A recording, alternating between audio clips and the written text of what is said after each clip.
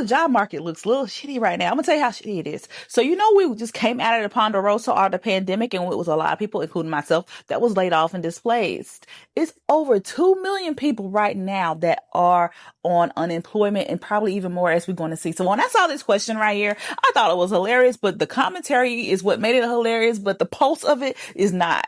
The question was, if you were to get fired or laid off today, how long could you last off of your savings? And here are some of the commentaries that I've been seeing people give, and it's been funny.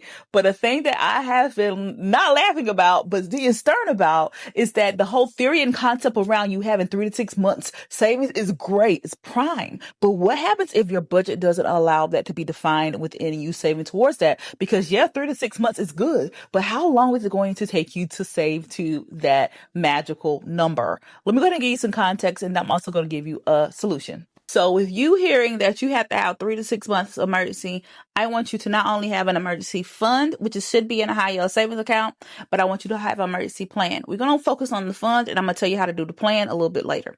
So the fund is, I want you to go look and see how much it costs your life to run. These are basic necessities, your housing, your groceries, your utilities, your gas, your car insurance, your other things like that. I would say health insurance, but I want you to negotiate. If you do get laid off, please negotiate your severance before you just go sign okay back. So whenever you figure out what that magical number is, that is how much you need to save towards.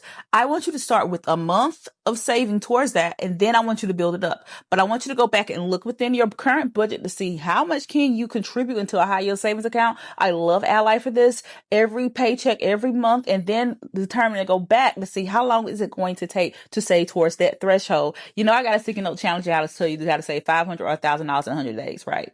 So my whole notion of plan it, don't panic is the reason why I am very keen on talking about emergency plans, not necessarily emergency funds. Whenever you figure out what that month is and save towards it, whether you're utilizing my sticky note challenge or you're utilizing just figuring out yourself, that's cool. But I want you to understand if shit hit the fan, how is it going to run? That's why having an emergency plan is key. And that's the reason why I created this guide that literally walks you through how to do both. Because right now we're seeing is 2 million people, but imagine what it's going to look like in this current administration by the end of this year. So let me know how much, if you were to get fired today, how long would your savings save your ass? Stay funded. That's it.